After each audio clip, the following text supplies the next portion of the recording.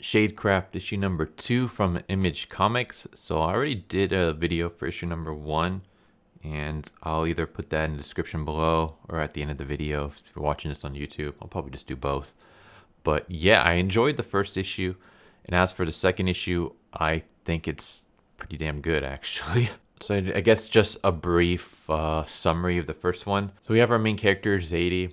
She's a teenage girl, and she is afraid of shadows. And basically in the first issue, she gets attacked by shadows. And she has a brother who's been in a coma for a year. His name is Ricky. And one night she gets attacked by a bunch of shadows, and her own shadow manifests into like a physical shadow person and fights off the shadows and keeps her safe. And then at the end of the issue, I didn't spoil it because I don't like to spoil issues, but since that issue has already been out for over a month, I'm going to spoil that one. It turns out that her shadow is actually her brother. So somehow her brother is still alive and in a coma, but his consciousness or his soul or whatever you want to call it has taken over Zadie's shadow, and she's able to talk with him and stuff like that. And that's basically what this issue is. This issue is pretty much the showing us how Ricky is, showing us the relationship between the two, and then them trying to discover what the heck is going on. So yeah, we start off with Zadie passed out in bed, and her parents show up and they ground her for running out last night.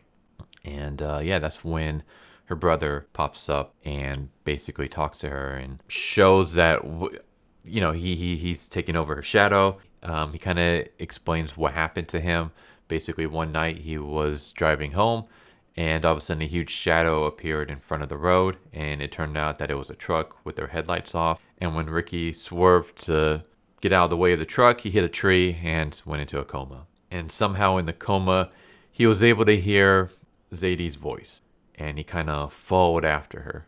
And when he saw that she was in danger, he just did everything that he could to protect her, and somehow that happened to be him merging with her shadow.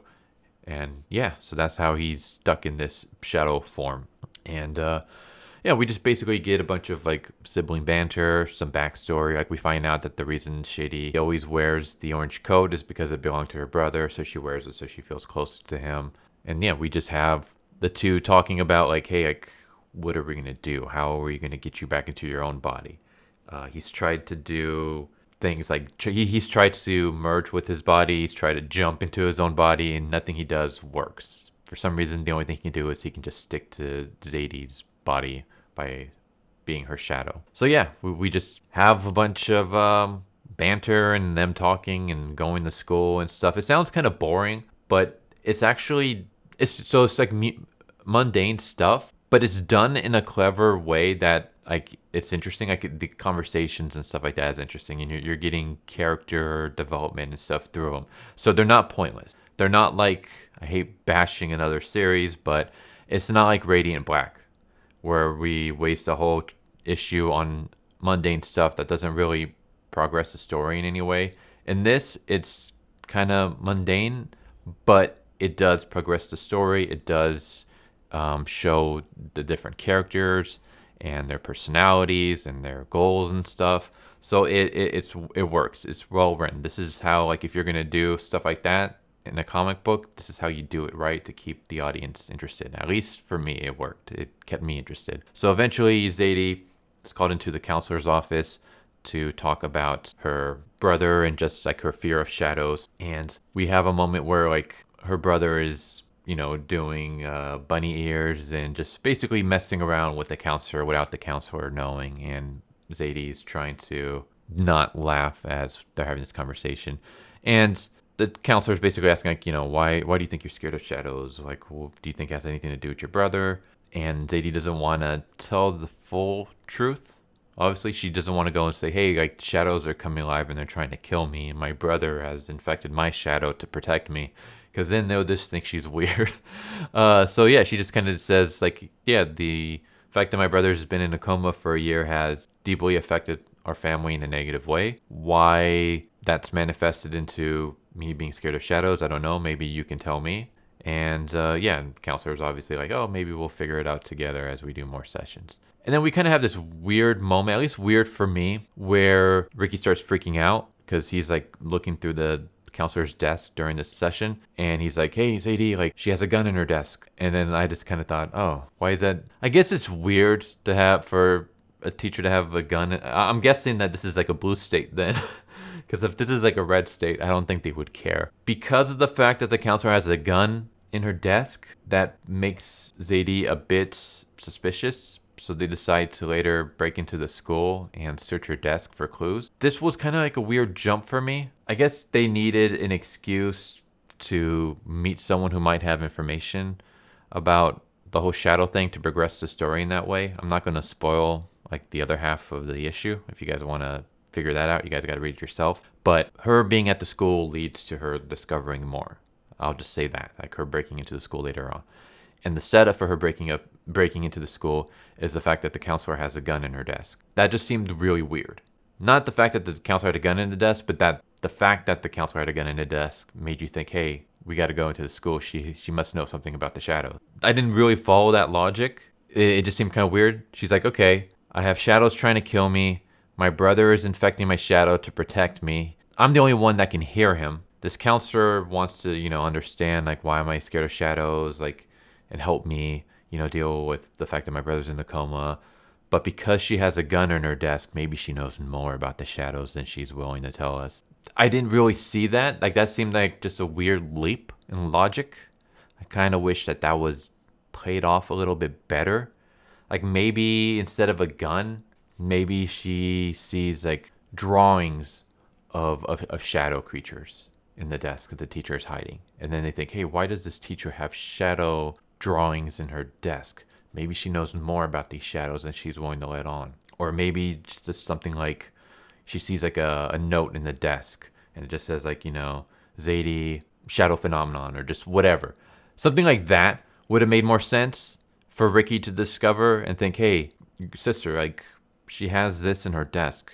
Maybe she knows more. Maybe we should come back later and search through her desk to see if there's any more hidden clues that we can pick up. That would have made more sense to me. But it's just a weird leap in logic to think, oh, she has a gun on her desk. She must know more about the shadows. We got to look into this.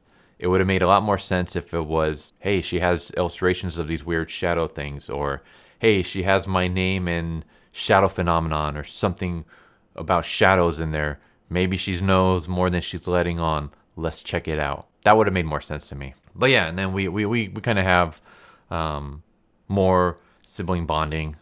Like Ricky after the session, Ricky's like, is it really like that much of a burden, me being in a coma and stuff? Like how has it really been affecting you and mom and dad and stuff like that?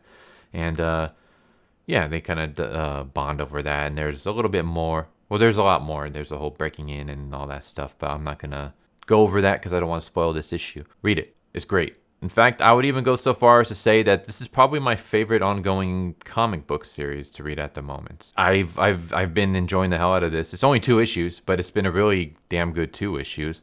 This reminds me a lot of Buffy the Vampire Slayer in a sense. Just the whole like teenage girl, supernatural, and all that kind of stuff. I will say that the characters are really well done, especially Zadie. Like, I actually really enjoy her character. She's interesting. She's believable. She comes across like a teenage girl, but she's not annoying in any way, which is something that's always like, I'm one of those that I hate kids, and for the most part, I hate teenagers when it comes to like TV shows, movies, even sometimes comic books. Manga, obviously, that's not the case because I mean, most of manga has teenagers as their main characters, but they're written pretty well. But when it comes to comic books, teenagers are usually pretty awful. For example, I just read issue 1 of Teen Titans Academy. I might do a review on issue 2, depending on how that goes. I haven't read it yet. I have it, but I haven't read it yet. So we'll see how that goes.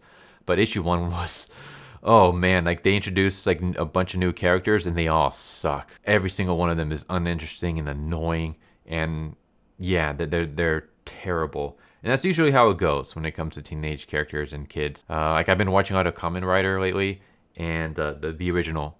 And there's a lot of episodes where kids are involved, and the kids are annoying as hell. And that's usually how it goes. Like whenever there's, especially when it comes to like supernatural or stuff to do with horror, I wouldn't really say this is horror. This is more of like a supernatural with the tone of like a Buffy the Vampire Slayer in a sense. It's like it's supernatural towards teens, so it's not going to be like a bunch of horror and gore and stuff like that. But yeah, usually in horror stuff, like the kids are really annoying and things. But no, not in here. Zadie is very likable, very believable as a teenage girl. Like she acts like what you would think a teenage girl would act, but she's not annoying. Like I said, she's very likable, very sympathetic, interesting. Like even just having her go about her school day and stuff like that, it's done in a way it was interesting. Like I wasn't like, oh come on, like why am I like just get to the action already, like I was with Radiant Black.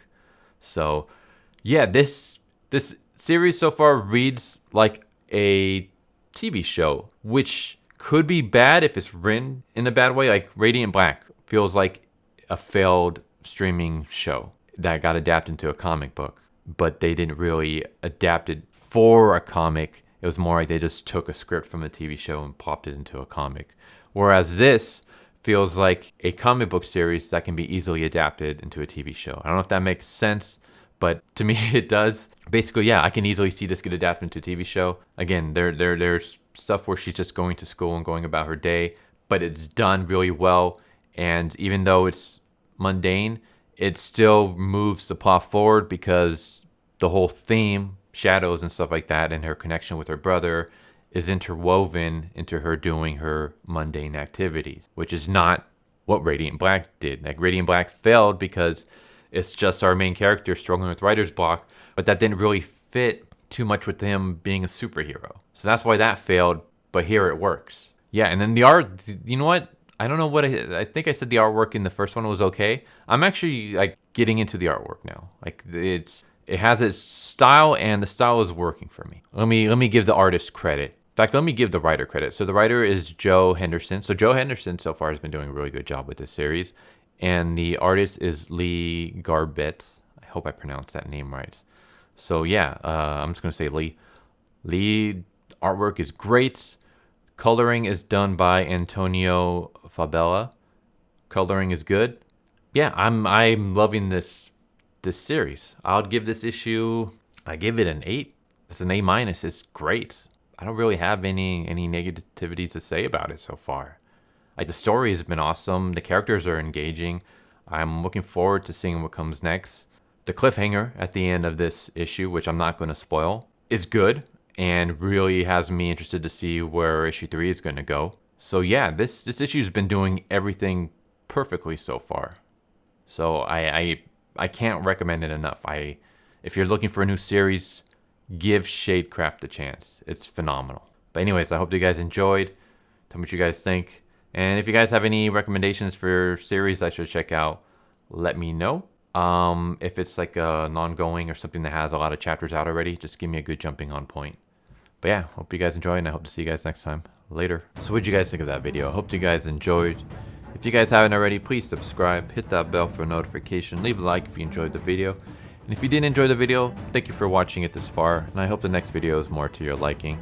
Feel free to check out the playlist that you guys see, and I hope to see you guys next time. Later.